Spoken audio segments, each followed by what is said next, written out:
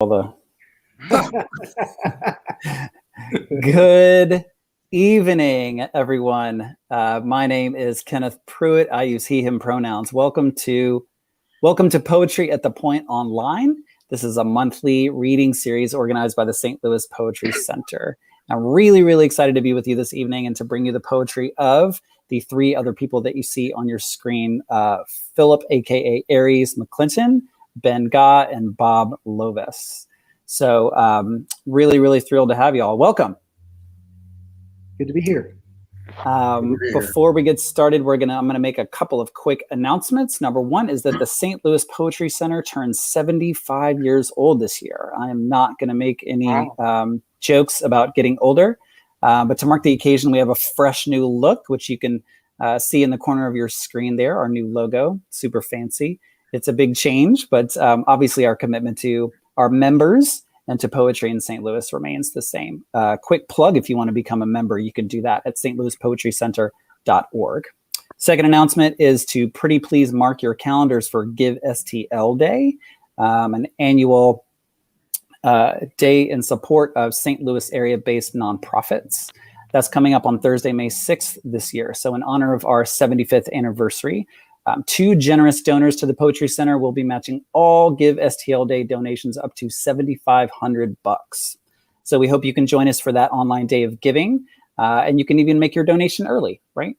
And there is a link up on your screen about that. So thanks in advance for supporting us that way too.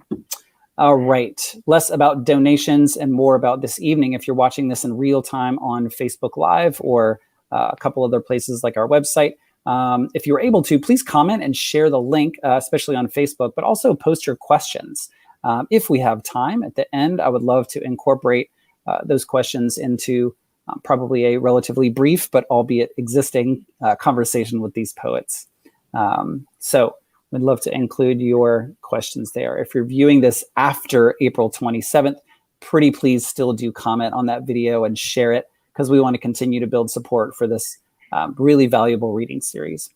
And last but not least, we are, or I should say, when I say we, I mean Aaron Quick, not me. The wizard pulling the strings behind the curtains is going to be posting links on Facebook for you to support these poets if they have given us those links to purchase their books or access more of their work. So on to the real business of the evening, which is poetry. And so we're going to start with Phillip Aries McClenton. Has been writing since he was 21 years old. He got started after 2 heartbreaks in 1 month. Oof. And then poetry just started coming out of nowhere. He's been writing ever since, and now he is a poet and a songwriter. He writes his poems on a phone and then in a notebook, and sometimes he can write up to 30 or 60 poems a day. I was joking before we got started that I feel more than mildly embarrassed about my lack of productivity hearing that. So Aries, welcome, and I will let you take it away. Okay. Can you still see me?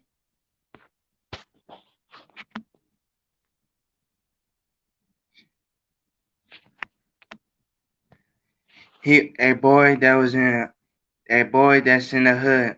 He was only 5 years old when he heard loud bangs. He woke up about 3 in the morning, hearing police sirens, ambulance, fire trucks on the street with drug dealers, prostitutes, gangbangers, stalkers, crackheads. He was staring in the window. He was like, where is this world coming to? Until his mom comes in and says, it's going to be okay. Son, we're going to make out the hood. Mom, yes, we will. Son, I hope so. Mom, I love you.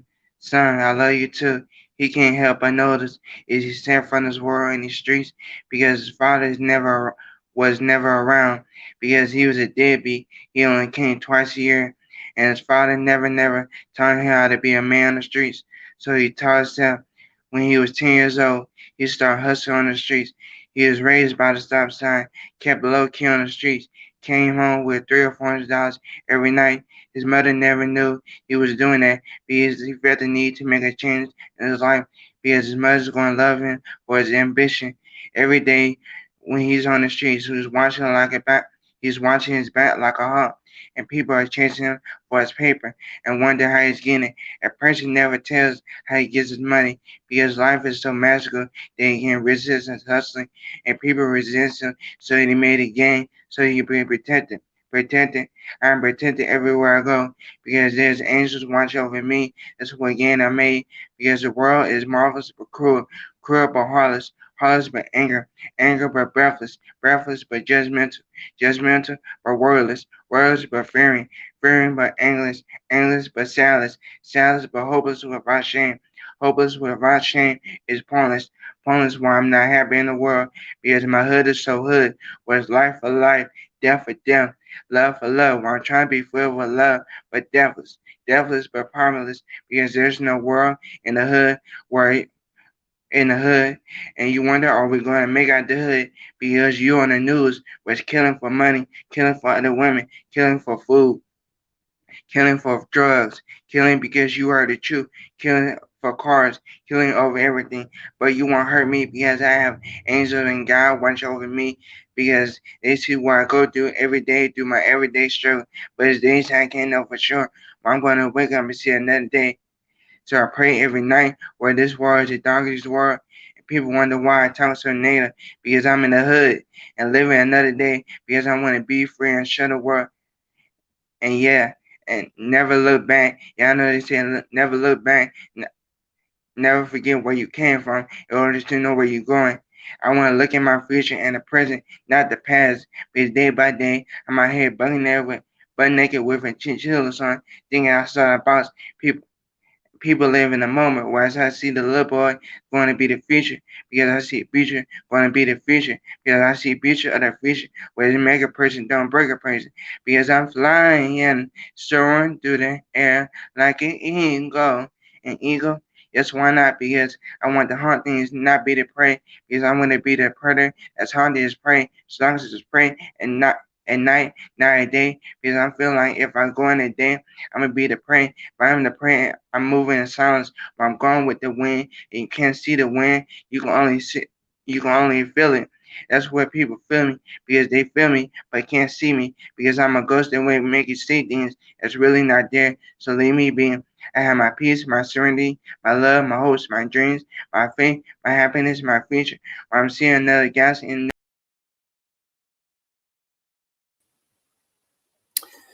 So it looks like we might be having some technical difficulties with Aries feed. So I think, unless my colleagues have any objections, I think we might move on to Ben. And once Aries comes back, then we will pop him back up and give him some time. So let's move on to Ben. Hopefully, Ben, you are ready. And if you're not, then we will figure it out from there. So Ben Ga is your friendly neighborhood haiku poet. He's the author of 2 full-length collections of haiku and senryu, One Breath from Spartan Press in 2020, and the Touchstone Award-winning Wishbones from Folded Word in 2018, as well as 3 chapbooks, the Pushcart-nominated, fancy, Wasp Shadows by Folded Word in 2014, Blowing on a Hot Soup Spoon, Poor Metaphor Design of 2014, and Fiddle in the Floorboards from Yavanika Press in 2018. Widely published in journals, anthologies, and anthologies around the globe, he enjoys both giving and attending poetry readings, conducting haiku workshops, and being a part of the literary conversation. Ben is a graduate of the Knox College Creative Writing Program and works as an IT functional analyst for Millipore Sigma. I'm not going to try to pronounce the name of that AKA Ben. He currently lives in St. Louis, Missouri with his rascal of a cat who did make an appearance right before we went live, Anastasia. So Ben, the floor is yours. Thank you very much, Kenneth. Thank you all for tuning in and taking time out of your scheduled evenings to listen to some poetry. Tonight, I will be reading poems from my latest book, One Breath. There it is right there. And these things on the cover there are bells. When I do my readings, I ring with these chimes. A couple reasons for that. One, I'm a contemporary English language haiku poet.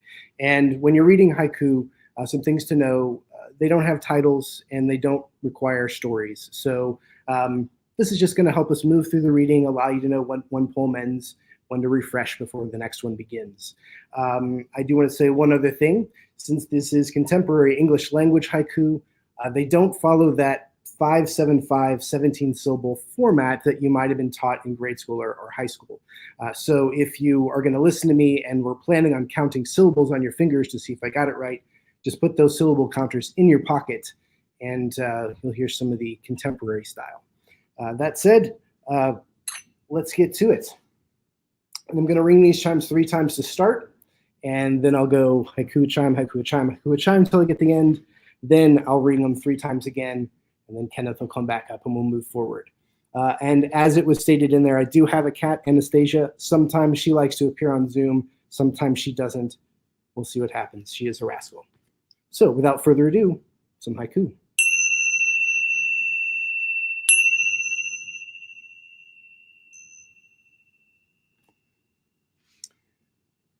Rising early to beat the crowd. Balloon race.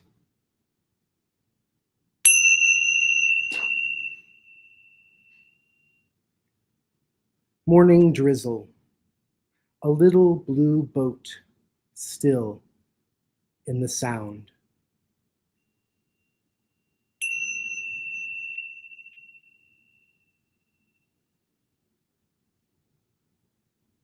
Apple blossom rain.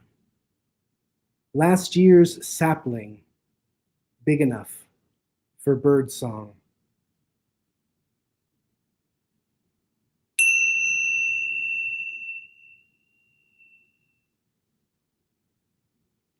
Garden shop. The kid in me finds the wind chimes.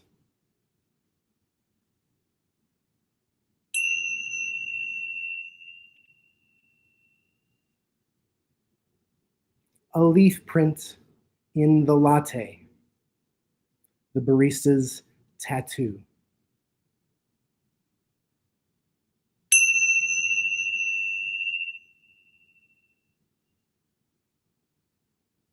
Koi pond.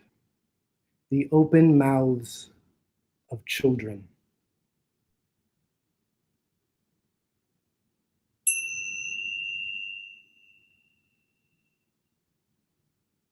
Wisteria. The way the breeze teases her hair.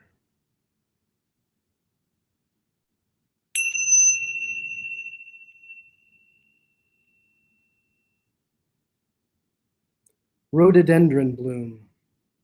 The drone of my own honey song.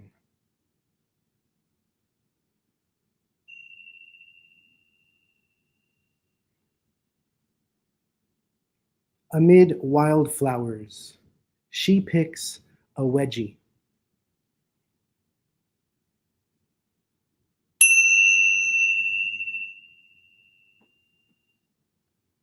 Spring afternoon, picking the garden from my fingernails.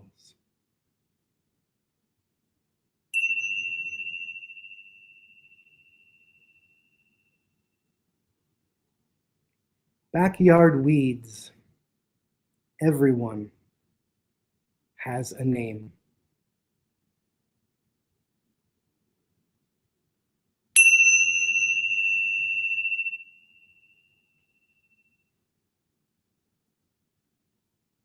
New to our yard, we give the cat a name.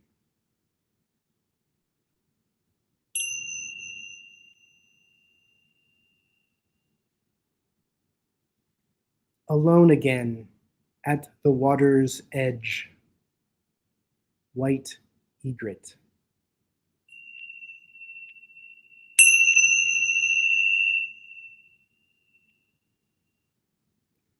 Shadows lengthening the leap of the grasshopper.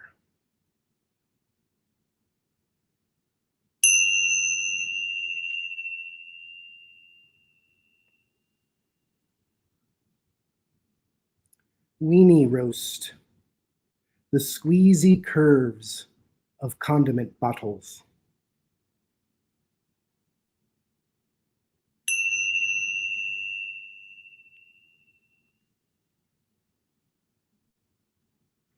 Twilight. Losing sight of the wiffle ball.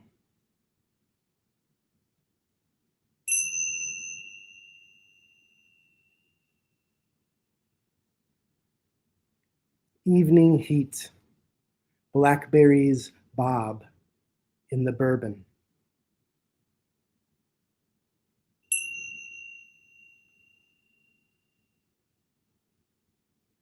Heat lightning.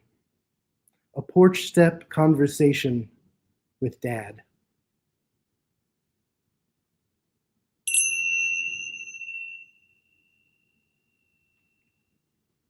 Heat haze. The turtle becomes the silence of a log.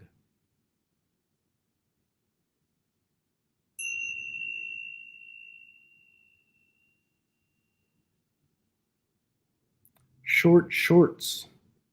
The curve of the crescent moon.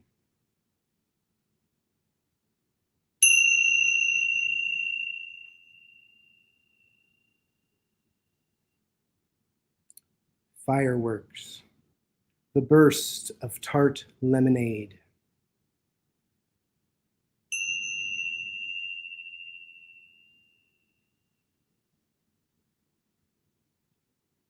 Late night talk.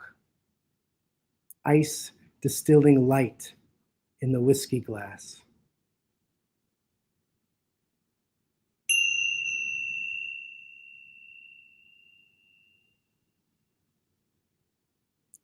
Sinkhole. The question that breaks everything.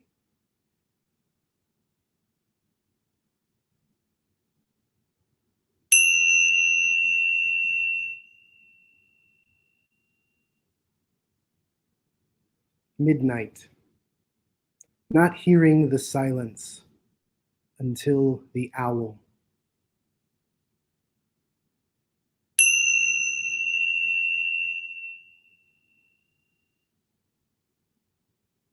Broken streetlight. So much depends upon the moon.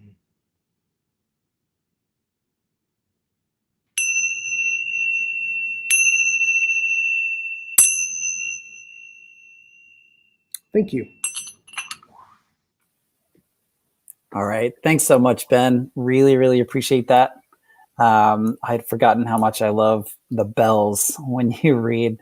Really, really reminds me to pay attention to what I'm listening to. So thanks very much. We are going to, it looks like Aries has made his way back through the pneumatic tubes of the internet to join us again.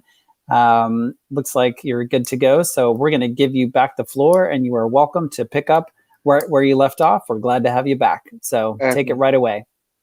A boy that's in the hood.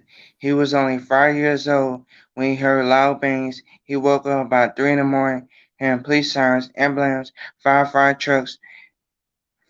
trucks on his street was drug dealers, prostitutes, gangbangers, stalkers, crackheads.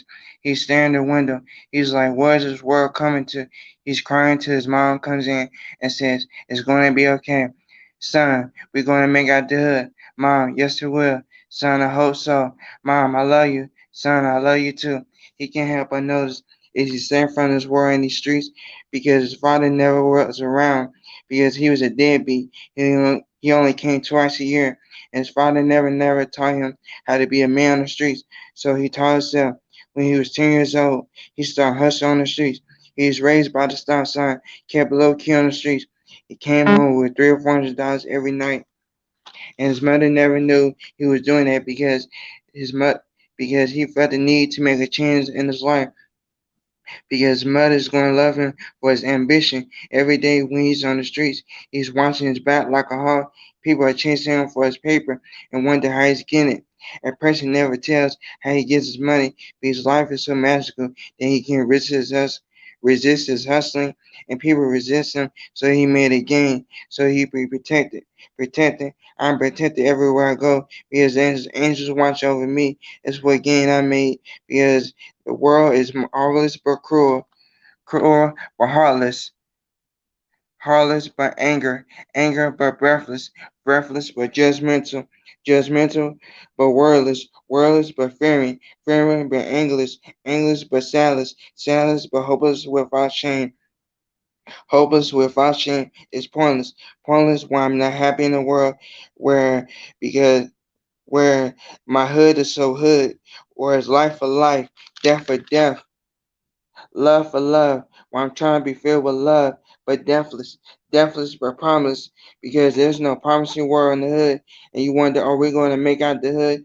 Because the world, because make out the hood, because you on the news where it's killing for money, killing for other women, killing for food, killing for drugs, killing because you are the truth, killing for cars, killing over everything, but you won't hurt me because I have angels and God watching over me, because they see what I go through every day, through my everyday struggle. But it's days I can't know for sure when I'm going to wake up and see another day. So I pray every night where this world is a doggy's world. And people wonder why I talk so negative, because I'm in the hood and living another day, because I want to be free and show the world I came from. I want to leave the hood, never look back. Y'all know they say never forget where you came from, but in order to know where you're going, because I want to look at my future and the present, not the past, because day by day I'm out here butt naked with chillers, so I'm thinking outside the box. People live in the moment where I say the little boy in the hood is going to be the future, because I see future of the future where it's make a person, don't break a person, because I'm flying, soaring through the air like an eagle. Yes, why not? Because I want to hunt things, not be the prey, because I want to be the predator that's hunted as prey, starting to pray at night, day, because I'm feeling like if I go in the day, I'm going to be the prey. If I am the prey at day, I'm moving in silence where I'm going with the wind. You can't see the wind, you can only feel it. That's where people feel me, but can't see me, because I'm a ghost that will make you see things that's really not there. So leave me be. I have my peace, my serenity, my love, my hopes, my dreams, my faith, my happiness, my future. When I'm seeing another galaxy in a new dimension, as I lay in the sky at night, I'm seeing life, I see power, I see laughter, I see something. When I'm going to be a person that's brilliant in this world, I'm just happy I've accomplished something that comes with a good deed. That comes with a good deed, and I have accomplished something that comes. I don't want to hear nor see blood crimes, funerals, and little babies being killed at a young age. I want to hear marriage, positive love, not clubbing on a Tuesday. Because it's hard out here for a little hustler like me to make it out here. But I'm the next to the best from the rest that's been made in life. Life is so precious that it can easily be taken for granted, because I'm like a grenade that won't explode just yet. But I don't want to be that goes off with a story that's told about over and over. I want to be the legend that going to be successful in this world, that went out with a bang and was brilliant in this world, because I'm a survivor that's great, scratch that, as a god of the gods who ruled the world and trying to be something he's not, because he was a ghost that was gone with the wind. You couldn't see him. The only time you would see him, the wind and the ghost, if it's him, he wants you to see him. But other than that, you want to see him. It's like it'd be a clean scene getaway. As a guy with crying once again, it's like he don't know when to kill it, want to make his move. It's like he's dead. You want to find and trace him unless you wanted to see him. So he will lay you down. Don't make a sound. When he's in the mindset of a smooth criminal and you wonder where he's at, he knows your every move. But it's like playing chess with him. Just checkmate and you one big move. Can't sit and figure out how he's on to you without making any plans or moves. To be a team, a boy that's in the hood to be a team. I'm done. All right. Thank you so much, Aries. I really appreciate it. And I'm glad we were able to to find you again after that glitch. Really, really appreciate that reading. All right. So last up for the evening is Robert Lovis. Bob Lovis is a writer in St. Louis whose first collection of poetry, titled An Honest Hunger, was published last year by, is it pronounced Whiff? I've only ever seen it in print. Whiff. Yeah, Whip, like it's spelled, okay. And Stock Publishers under its Resource Publications imprint.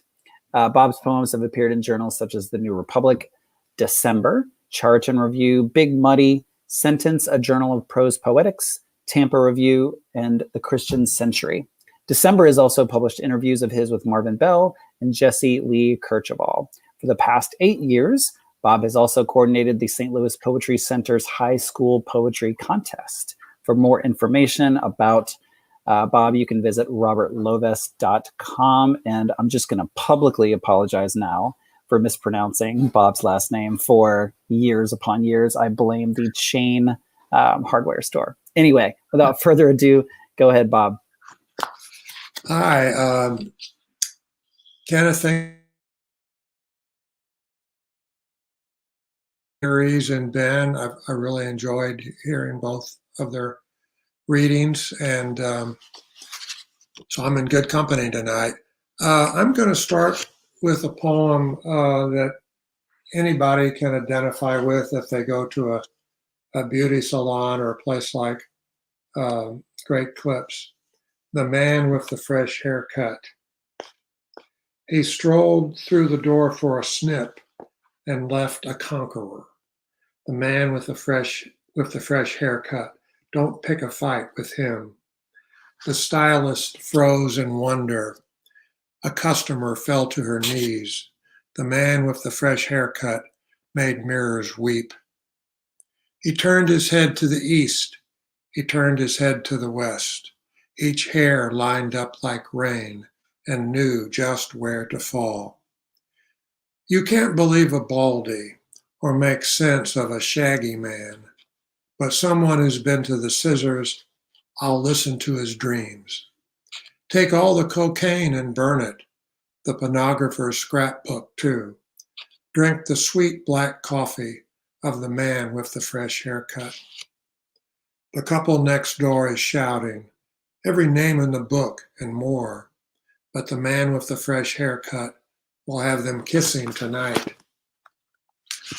Let a hurricane howl toward the city. He's in no hurry to leave. He closes the eye of the storm. His hair stays neat and dry. Though they suck all the oil from the sand or haul the last cod from the sea, I will not go without or doubt the might of his cut. He parts his hair like Moses parts the unwalkable sea, and the man with the fresh haircut has laid his comb on me.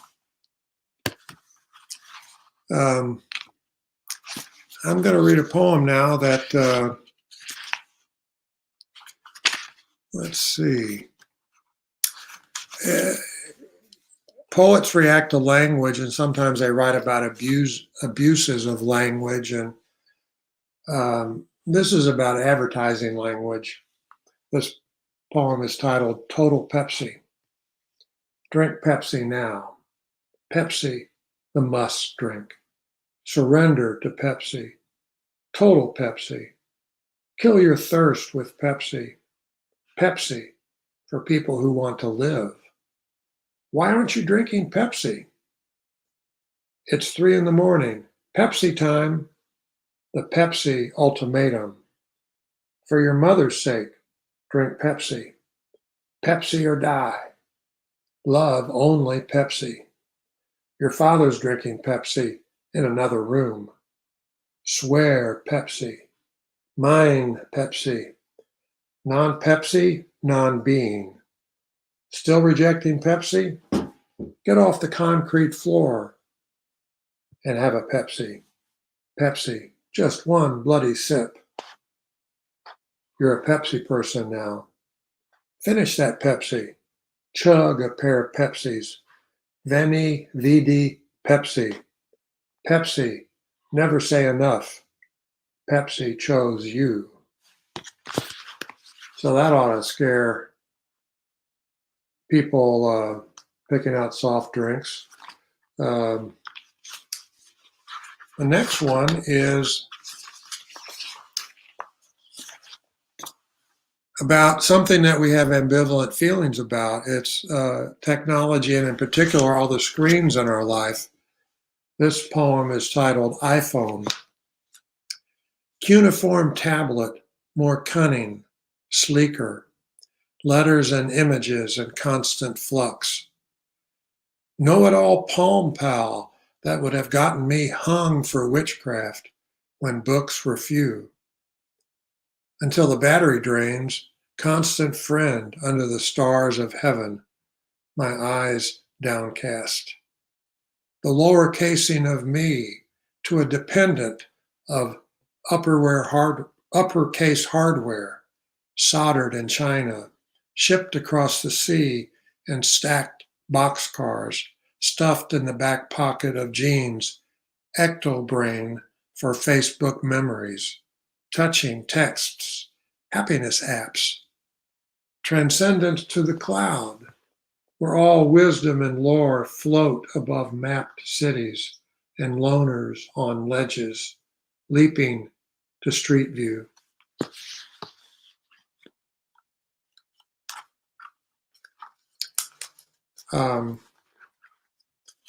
Here is a poem that was inspired by a wedding I went to, and the marriage is still going strong.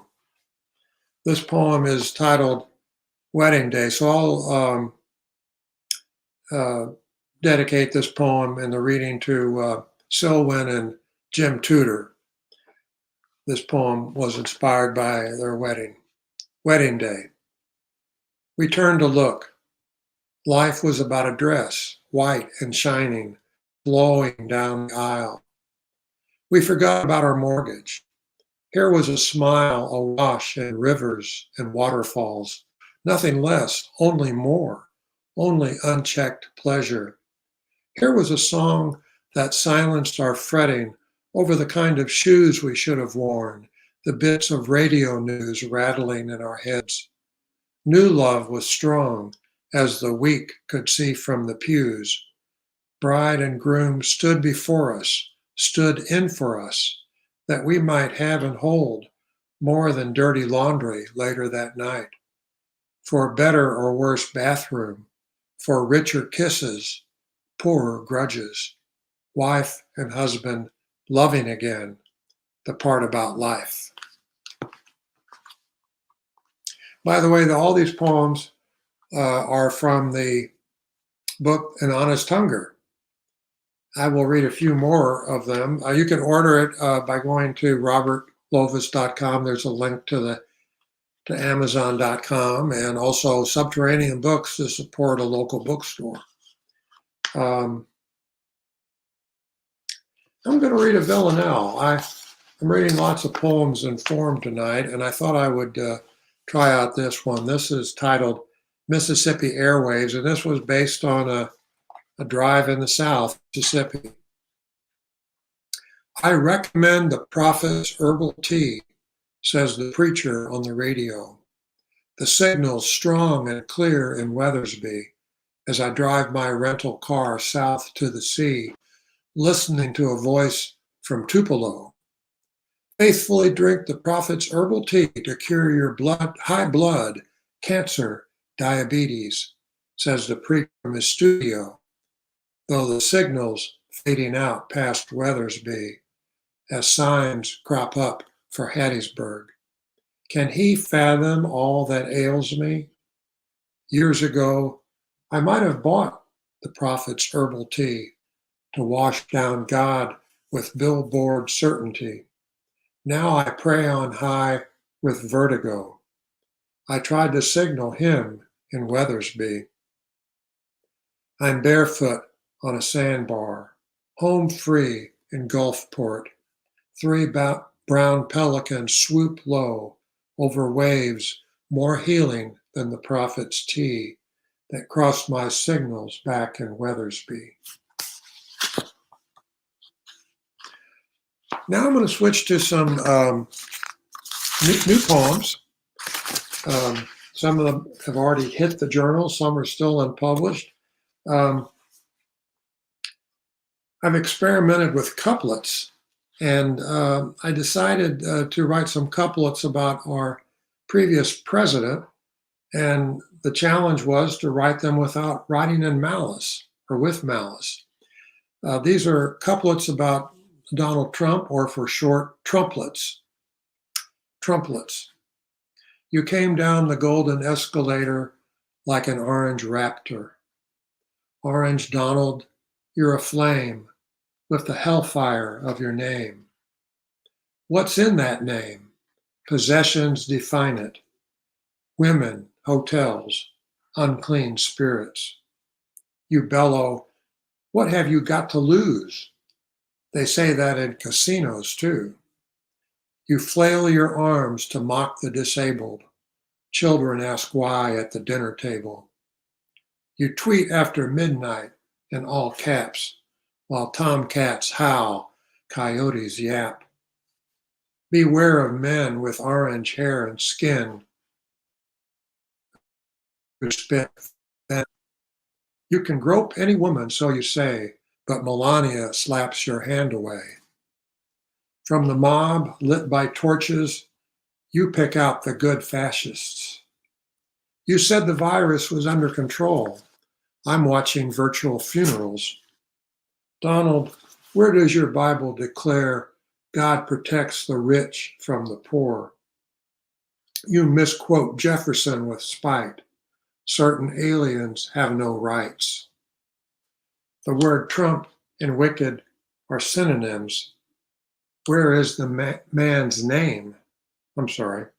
The words Trump and wicked are synonyms. Where is the name's man? I can't find him.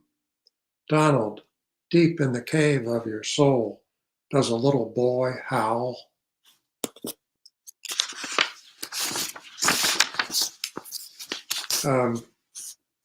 This is a poem that, boy, I've worked on this one for probably 10 years, and I finally managed to get it to where I liked it by writing it in a form called a ghazal, which is a Persian form, and you'll catch on to the form when you hear it. This is titled Rapture of the Field Mouse. He was borne aloft half dead in hawk talons, and bled in hawk talons. Soaring above the cornfield stubble, he saw the horizon instead from hawk talons. Hill beyond hill, sky a blue pasture, some vision for a mouse in dread of hawk talons, which relaxed when crows mobbed the raptor. The rodent fell to earth with reddened hawk talons and lived to squeak again in cornfield stubble, gazing high overhead for hawk talons.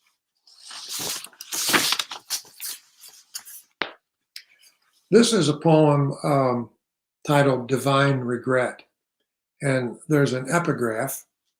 It's a Latin expression, homo homini lupus, which means man is a wolf to man.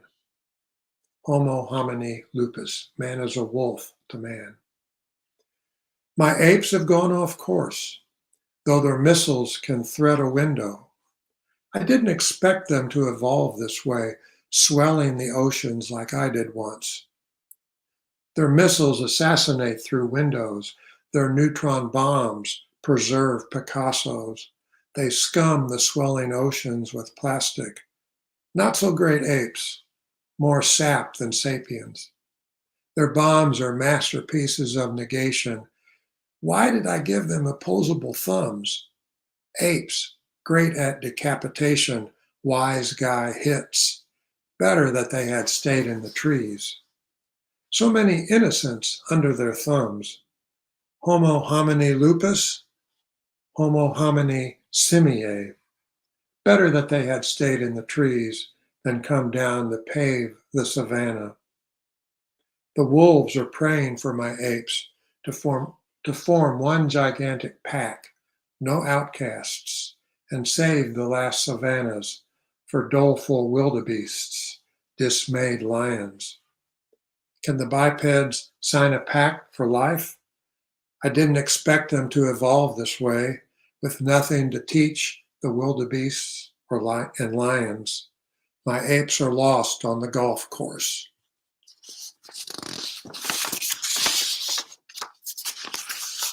This is a fairly recent poem, and the epigraph is probably takes as long to explain as it is the poem. The poem is titled Reconstructed Aryan Prayer, and the epigraph is: protect, keep safe man and cattle. That is an ancient prayer, supposedly from 5,000 years ago, from the Proto-Indo-European language spoken by the Aryans who populated the area around India. And from the Proto-Indo-European language, we have languages like Spanish, German, Hindi, Farsi. These are the Indo-European languages that we talk about. And from these branches, they've reconstructed what they call the Proto-Indo-European language, which is a language which is theoretical. It's not recorded, but by comparing the same word in different languages, they can hypothesize what the original word was in Indo-European. So it's our mother language. And this prayer is taken from a dictionary, the American Heritage Dictionary of Indo-European Roots. Reconstructed Aryan prayer.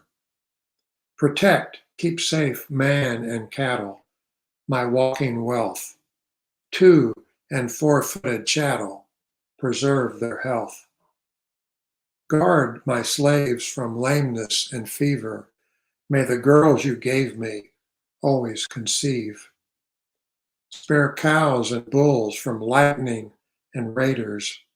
Let udders be full until the slaughter. All that I've plundered, bless in your name. Man and cattle, bird, raising dust on the plain.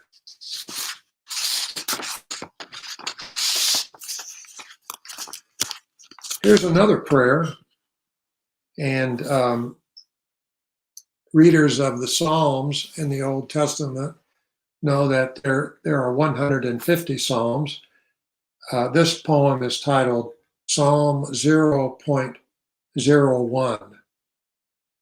In other words, it's part of the series of Psalms before you get to numeral 1. Psalm 0.01. Speck of shine, this battery-loaded flashlight under raging stars. I'm a speck of Homo sapien. My planet's a speck among specks, flecking the darkness. What should I expect from the cosmos? Is there kindly light or zodiac homes for specklings? Cosmo, will you show me the Milky Way of living in lostness?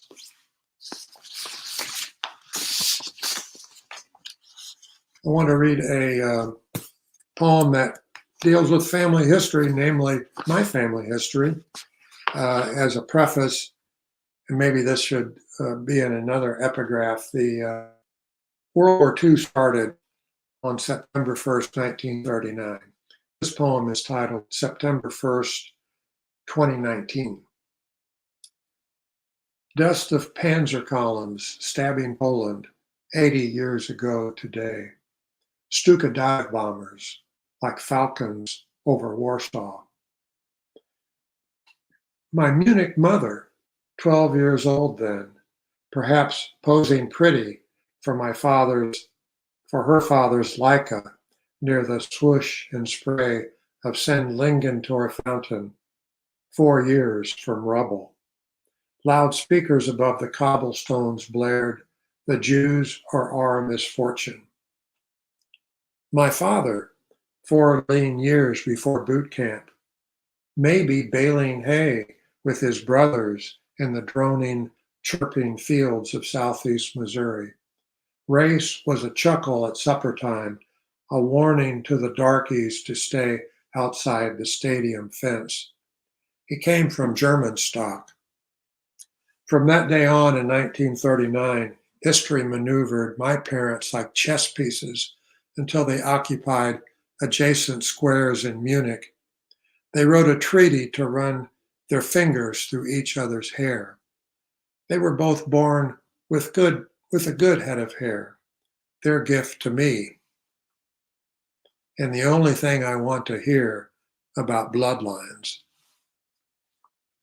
That poem looks at the racial environment and the racism and the prejudice that my parents lived through, and a legacy that they didn't want but were born into, and tried to overcome in the best ways they knew how. I'm going to end my reading with a poem about fishing. And I've had some successes, some failures. This refers to some of the early failures. This is titled Cast About. I still tangle my fishing line, the billows as big as my fist, the empty hook snagged in its own web. Such bungling made me bawl as a child, but my sobbing stopped when fingers more patient than mine unraveled the confusion, found the line's slight path through the loops of its delirium, picked apart demonic knots until a single strand slanted into the lake again, soon taut and quivering with the weight of mystery that would shatter the blue-green mirror with one wild leap. Thank you very much. Thank you very much, St. Louis Poetry Center. All right. Thank you so much, Bob. That was lovely. We are going to bring up our other readers, and we do have a little bit of time, maybe probably 10 minutes or so, to have a good conversation. So first of all, thanks to all of you. It's part of the joy of this series is getting to experience such a range of poetry, and I think tonight is quite an eclectic mix. So that's been really, really cool. So the first question I have for you is something I'm just interested in with any artist, period, which is, you know, each of you in your own way are very dedicated observers, right? And I think anybody who purports to write poetry has to be an observer of their environment in some way. And so the first question is just, how has this last year changed the way that you observe your world as somebody who tries to take that observation and turn it into something creative? So I'm going to pick on Ben to start. Well, it's interesting because I also moved right before, so I had another kind of change of like a new place. All routines are starting over. I think one of the big things for me is that I've moved outside more. Like a lot of people have done more things about nature. You know, I bought a kayak. I have a portable hammock I can take places, and I've just gone and sought places where I can go be outside by myself and really take in nature and engage in the environment in a different way. And so as a haiku poet, I mean, you're always writing around whatever is around you. So, you know, new things have kind of crept in. So I'm not in coffee houses. I'm not in pubs. I'm not in my normal haunts. So it's, you know, like being out in the kayak has come into my poems. More poems from hammocks, more poems from being in parks, watching people with masks on. So it's really been something that just has crept in, but hasn't slowed down the creative output. So that's good. Yeah, it's true. I feel like my creative output has been much more domestic than I had anticipated, right? When I'm just trying to sort of get out of the box of my house. What about you, Aries? What has the pandemic done to your, just the way you talk about your world? I know you said that you work for FedEx, right? Which is quite an interesting kind of occupation to have during this moment. It changed me. It changed my whole perspective. Like one of my aunts almost died from it, and my other aunt died from it. And people, it's just like the pandemic kept us out the house, but it's like some of us caught it, and some of us didn't. Yeah, I'm glad to be alive from it. Yeah, right. Wow. Yeah, we've experienced it on so many of us in really, really personal ways. So I appreciate you sharing that. What about you, Bob? How has this made you change the way you observe your world as a poet? Well, it's I think the anxiety of the pandemic and the things that we're confronted with in our society, the racism that we still haven't rooted out in our country, and Mm-hmm. climate change, all of those create a lot of unrest in the soul, and we can't run away from those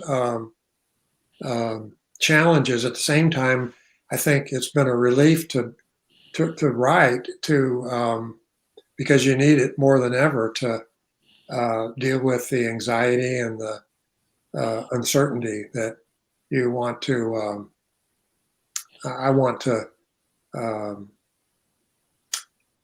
escape to the page and Right. find out what I'm thinking. I guess finding out what I'm thinking is very important. As they say, you only know what you think when you write it down.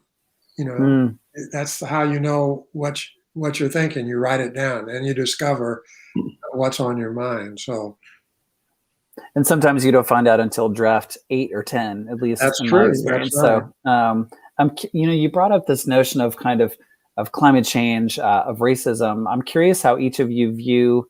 Let me back up. I sort of have come left being directly engaged with the poetry community for a long time, just because of life reasons. And when I came back, the poetry world felt much more invested in engaging with the social world, engaging with politics, and I found that very refreshing. So I feel like there's much more of a really positive demand on poets to be responsible to the poetry community, to their community in general. So I guess I'm kind of curious how y'all see your responsibility, your role as a creative human being, as an artist to our society. How do you see your role as a poet citizen, I guess is the question, if anybody wants to bite on that.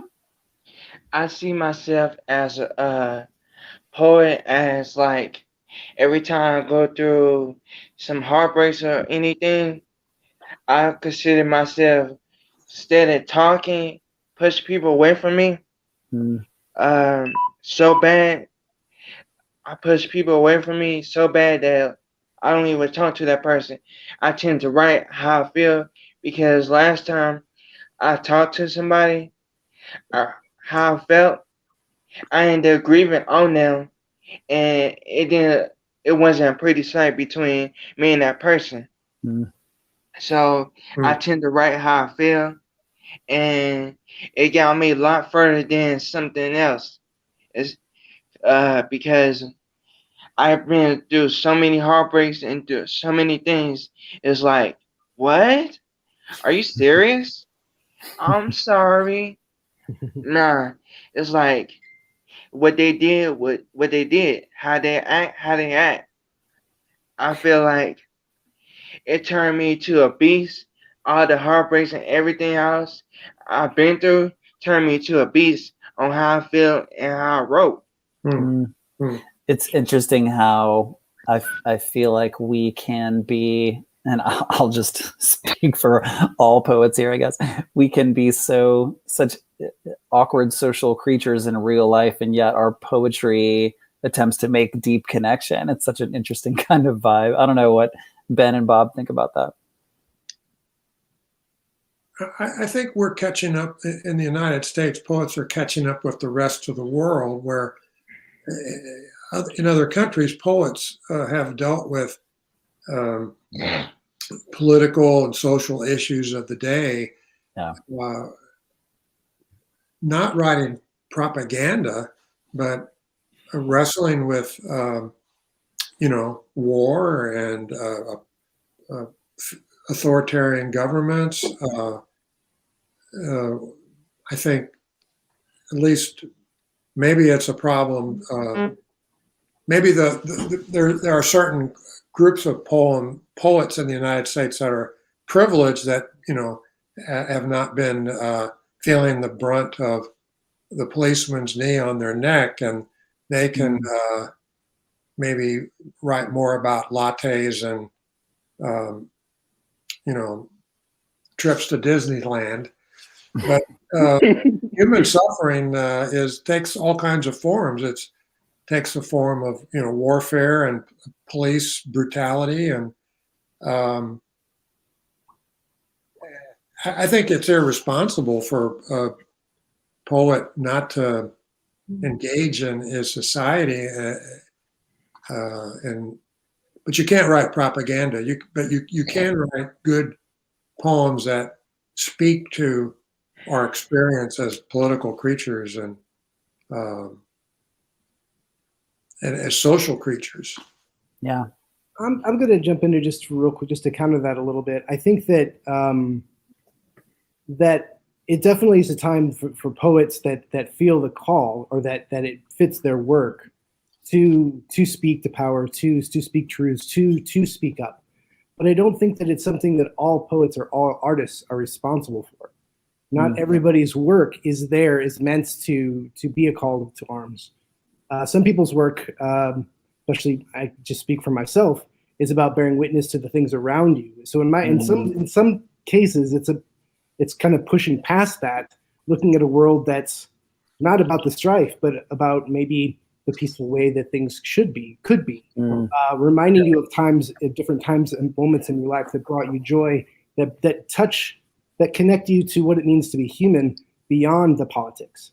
Because I think that there are people that are very good at that, but you don't have to go down that path as a poet, as an artist, and to still be valuable in times of uncertainty and unrest.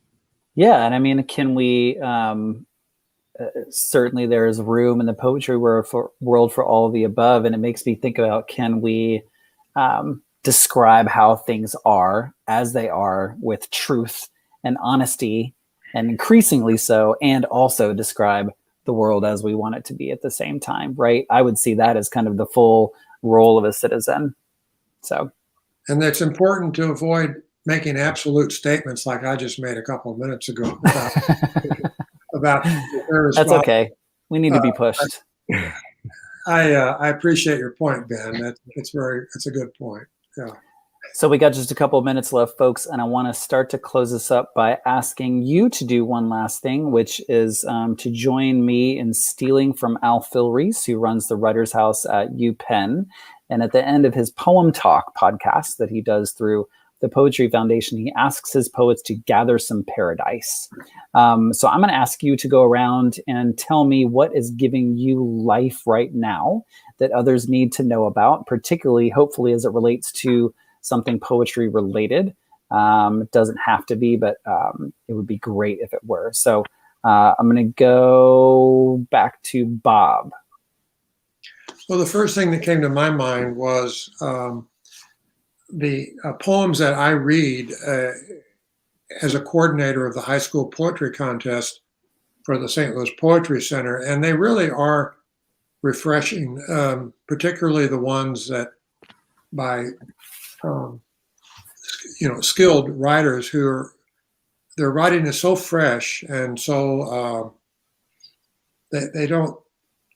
they're willing to go in new directions and take risks, and I feel like I'm discovering a future Emily Dickinson or Langston Hughes, whatever. So it's a thrill to see the young talent and to encourage them. Yeah, agreed. I think one of the last couple issues of Poetry Magazine was young people's poetry, kind of dedicated to young folks. So maybe that could be a good way to, as a high school English teacher, formerly myself, I wholeheartedly agree. Aries, what about you? What should we pay attention to in the world of poetry these days that you're aware of? Pay attention to heartbreaks, beauty, everything that's going on around this world. It doesn't have, poetry is not all about dandelions.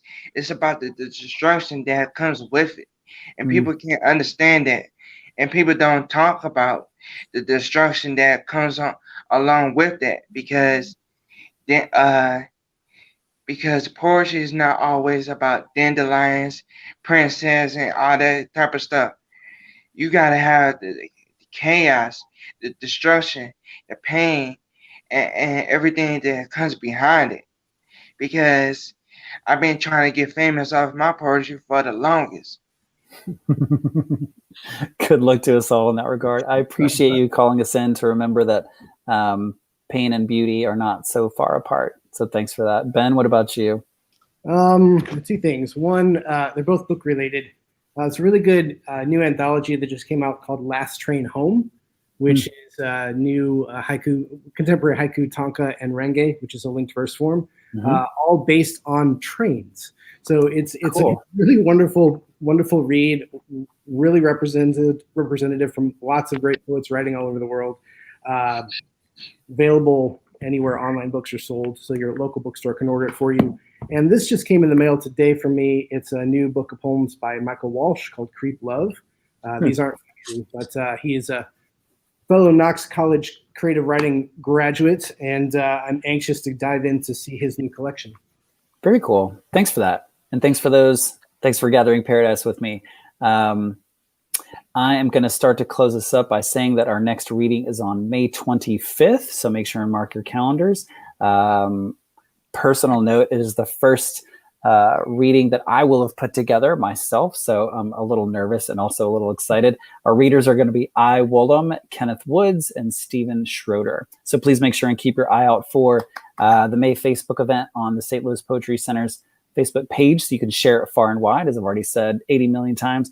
You'll also be able to view tonight's reading on Facebook after tonight. So again, don't forget to support the St. Louis Poetry Center on Give STL Day and help us unlock that matching gift by that generous donor.